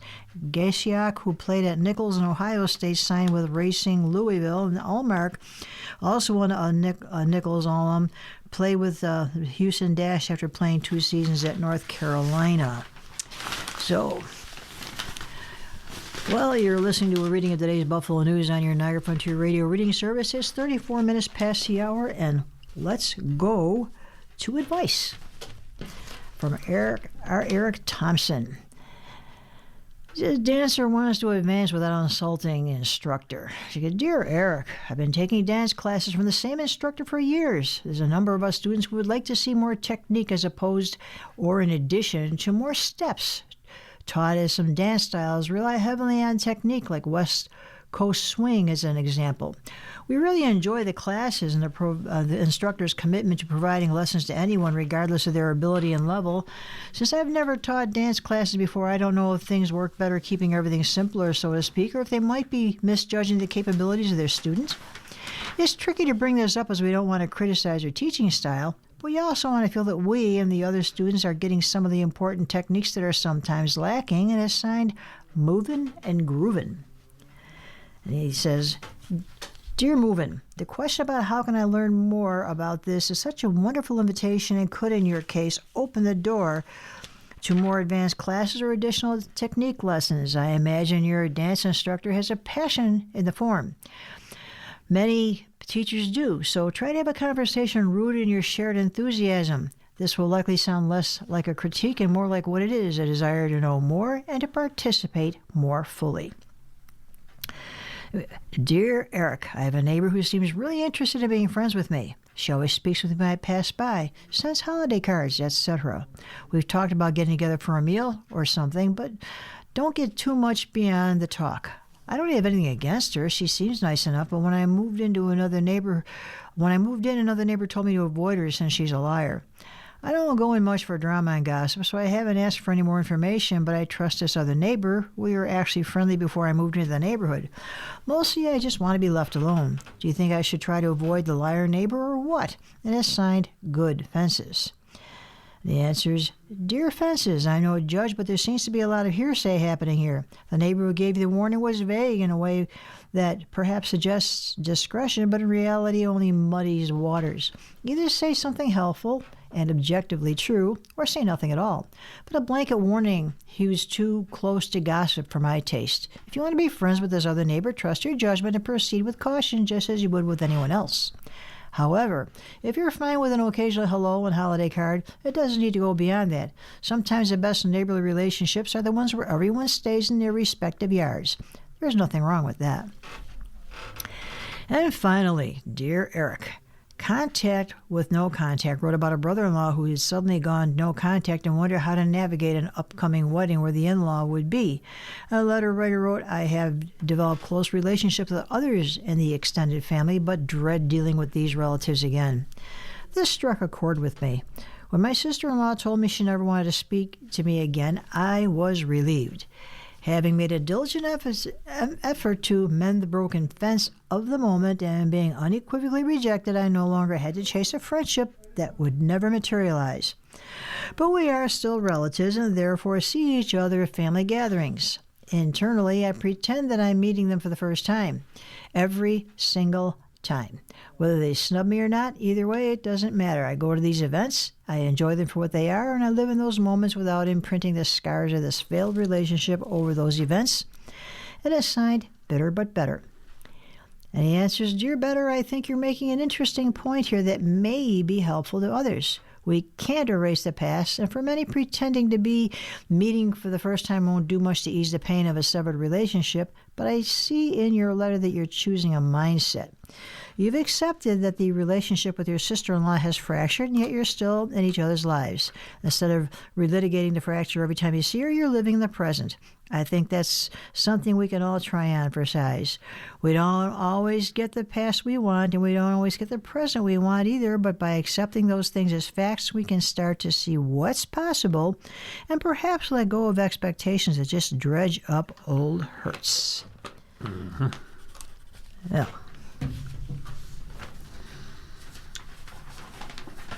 Oops. And then On the road again. Wherever Bills go, these fans follow. This is Mike Petro reporting. Buffalo Bills fan Marco Sircone wasn't even back from Jacksonville yet when he planned his next road trip to see the Bills continue their playoff run. After watching Buffalo defeat the Jaguars in the AFC wildcard round last Sunday, Sircone wasted no time in booking his flight and making other arrangements for a trip to Denver to see the Bills play in the divisional round this weekend against the Broncos. Sircone just got back to Buffalo on Tuesday after the 4-day trip to Jacksonville, and now he's going to do it all over again because fans like him can't imagine missing the Bills potentially carving a path to the Super Bowl. And this season, with the Bills not winning the AFC Championship, the AFC East Championship, I should say, and being the number 6 seed in the conference, that means going on the road to see them play. For Sircone, being able to get to the Bills' playoff games outweighs the short-term inconvenience and the expense of getting on more flights, staying in another hotel, paying high prices for tickets, and being away from work and family. He'll take a connecting flight to Denver and get in around 10:30 p.m. Friday before returning to Buffalo late afternoon Sunday. The Bills play the Broncos at 4:30 p.m. tomorrow. How many times are we going to get to do this, and how long is this run going to last? So I figured I've got to do this, Sircone said. It's really about logistics and trying to balance work, family obligations, how do I get there, and getting tickets, he said. It's almost like a checklist that you have to go through to make sure you have all your ducks in a row, and then once you figure that out, you have to look at the costs. He knows it's not for everyone, and there are only so many people that are able to do it. That goes especially for this trip, which is going to be expensive, with tickets on the secondary market initially starting at $500 and round-trip flights costing as much as $1,100 earlier in the week. Sircone passed on buying a nonstop flight because it was too expensive. It's been fun, I'm not going to lie, said Sircone, a partner at Rupp Pfalzgraf. I'm very fortunate that I'm able to do this. Jill Bergman of Clarence is also going to Denver several days after being in Jacksonville. After retiring from being a teacher in 2022, Bergman, an over 3-decade-long Bills season ticket holder, set a goal to visit every stadium in the NFL. Once she gets to an individual stadium, she gets the team's logo sewn onto her Bills jersey to signify she was there. This will be her first time in Denver. I thought I'd just go to Denver next year when the Bills play there during the regular season, but then I thought, yeah, I can't wait, Bergman said. She'll be leaving this morning and will take part in plans organized by Bills fan travel group Fans of Buffalo before coming back to Western New York on a Sunday flight. Before I even got on my charter to come home from Jacksonville, I had booked my flights, thankfully with some points, because flights are getting pretty pricey. It happens that fast, she said. It's pretty much a suitcase, and you leave it out and go. This is my 6th trip this year, and it was not intended. I originally had 3 planned. The response to the Bills coming to Denver for the playoffs this weekend has been overwhelming for the founders of Denver Bills backers, according to David Gergen, one of the 3 founders of the group. Their home bar is at Stoney's Uptown in downtown Denver, which was formerly a Miami Dolphins bar. It's about 2 miles from the stadium. Gergen expects the turnout this weekend from Bills Mafia will be massive. They'll host a welcome party tonight.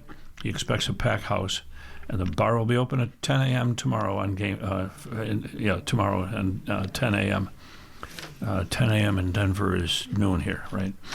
They're also teaming with tailgating and entertainment company Game Day Hospitality to host a tailgate at Ironworks Denver, just minutes from the stadium for those going to the game.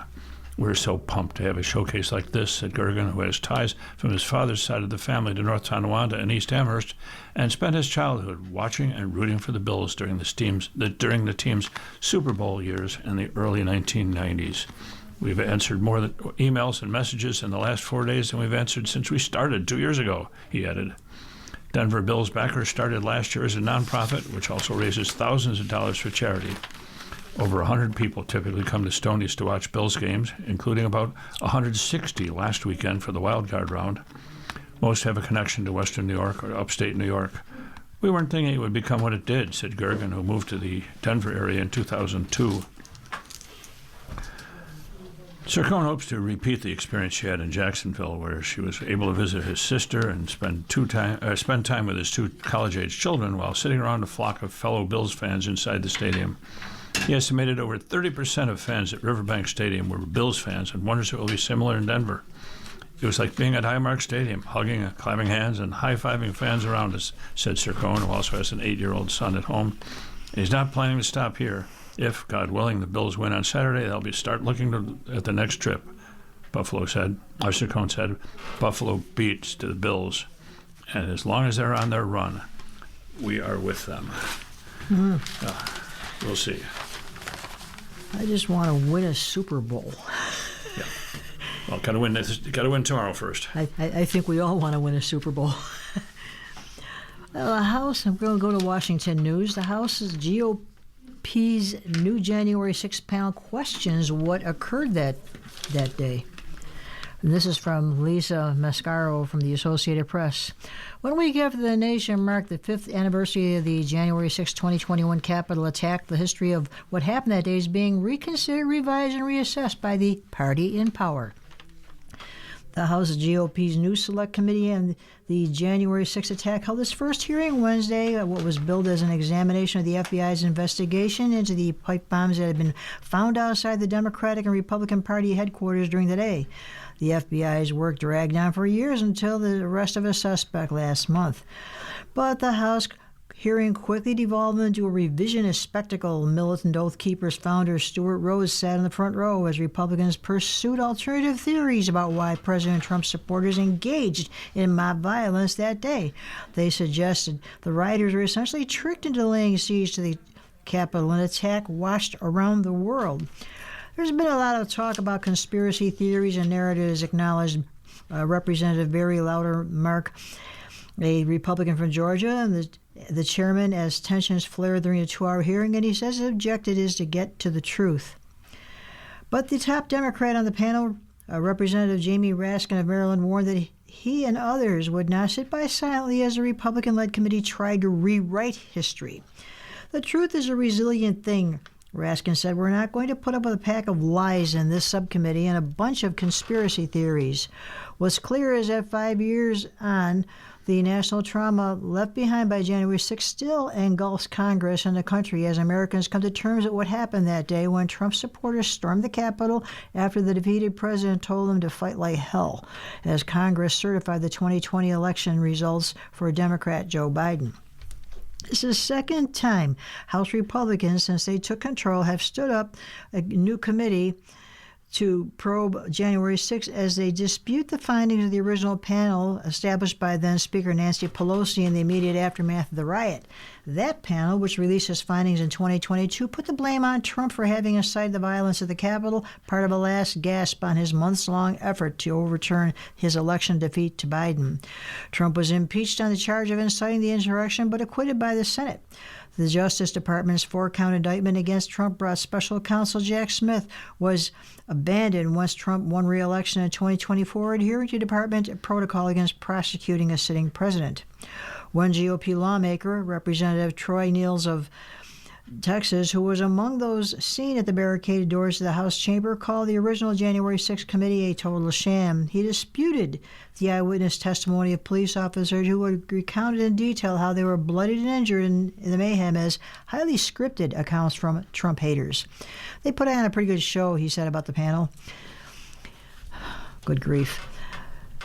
The Republicans tried to pin the violence at the Capitol on certain agitators, and they portrayed the militia groups who were central to the siege as having been entrapped by the federal government.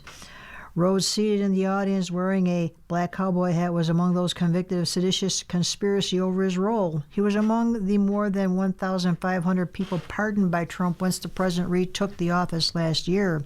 At one point, Representative Jasmine Crockett, a Democrat from Texas, turned to her colleagues exasperated. "I'm so frustrated with this country, and I don't think I'm the only one," she said.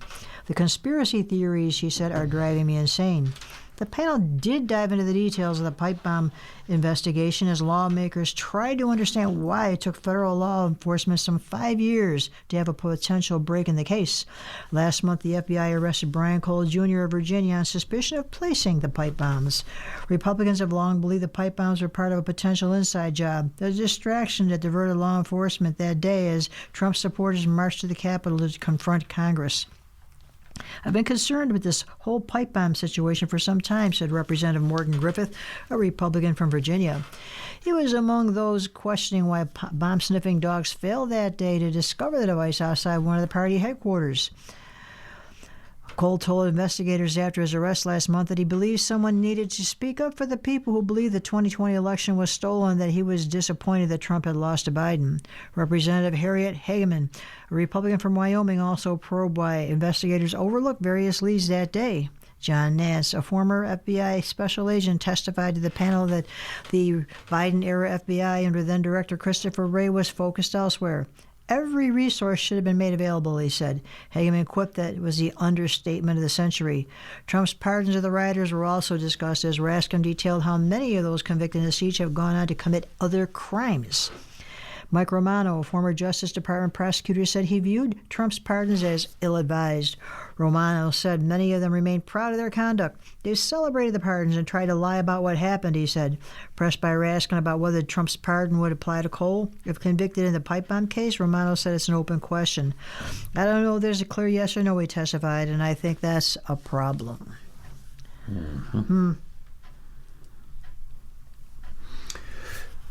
Joey Capoletti of the Associated Press reports that 2 senators from opposite parties are joining forces in a renewed push to ban members of Congress from trading stocks, an effort that has broad public support but is repeatedly stalled on Capitol Hill.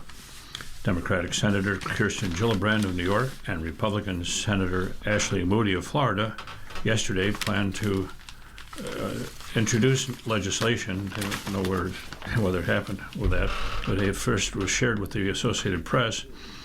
This legislation would bar lawmakers and their immediate family members from trading or owning individual stocks. It's the latest in a flurry of proposals in the House and Senate to limit stock trading in Congress, lending bipartisan momentum to the issue. But the sheer number of proposals has clouded the path forward. Republican leaders in the House are pushing their own bill on stock ownership, an alternative that critics have dismissed as watered down. There's an American consensus around this, not a partisan consensus, that members of Congress and, frankly, senior members of administrations in the White House shouldn't be making money off the backs of the American people, Gillibrand said in an interview with the AP on Wednesday. Trading of stock by members of Congress has been the subject of ethics scrutiny and criminal investigations in recent years, with lawmakers accused of using the information they gain as part of their jobs, often not known to the public, to buy and sell stocks at significant profit. Both parties have pledged to stop stock trading in Washington in campaign ads, creating unusual alliances in Congress. In the House, for example, Republican Representative Anna Paulina Luna of Florida is trying to bypass party leadership and force a vote on her own stock trading bill. Her push for the discharge petition has 79 of the 218 signatures required, the majority of them Democrats. House Republican leaders are supporting an alternative bill that would prohibit members of Congress and their spouses by buying individual stocks, but would not require lawmakers to divest from stocks they already own. It would mandate public notice 7 days before a lawmaker sells a stock. The bill advanced in committee on Wednesday, but its prospects are unclear. Gillibrand and Moody, however, meanwhile, are introducing a version of a House bill introduced last year by Representative Chip Roy, a Republican from Texas, and Seth Magaziner, a Democrat from Rhode Island. That proposal, which has 125 co-sponsors, would ban members of Congress by buying or selling individual stocks altogether. Magaziner and other House Democrats, including Representative Alexandria Ocasio-Cortez of New York, wrote in a joint statement Wednesday they are disappointed that the bill introduced by Republican leadership today fails to deliver the reform that is needed. The Senate bill from Gillibrand and Moody would give lawmakers 180 days to divest their individual stock holdings after the bill takes effect, while newly elected members would have 90 days from being sworn in to divest. Lawmakers would be prohibited from trading and owning certain other financial assets, including securities, commodities, and futures. The American people must be able to trust that their elected officials are focused on results for the American people and not focused on profiting from their positions, Moody wrote in response to a list of questions from the AP. The legislation would exempt the president and vice president, a carve-out likely to draw criticism from some Democrats. Similar objections were raised last year over a bill that barred members of Congress from issuing certain cryptocurrencies but did not apply to the president. Gillibrand said the president should be held to the same standard, but described the legislation as a good place to start. I don't think we have to allow the perfect to be the enemy of the good, Gillibrand said. There's a lot more I would love to put in this bill, but this is a consensus from a bipartisan basis and a consensus between two bodies of Congress. Moody, responding to written questions, wrote that Congress has the constitutional power of the purse, so it's important that its members don't have any other interests in mind, financial or otherwise. Well, we're getting close to the end of our time now, and I'm looking at these comics. Thought you might be. And I'm trying to figure out which is the best one because we've got some good ones today. And I think Blondie fits today's weather. She comes walking in behind the chair where Dad was watching TV, and she says, "Honey, that driveway isn't going to shovel itself, you know." He goes, "Are you sure? I mean, eventually it's going to melt." She said, "That driveway isn't going to shovel itself, honey." And he's scowling, and he says, "I heard you the first time."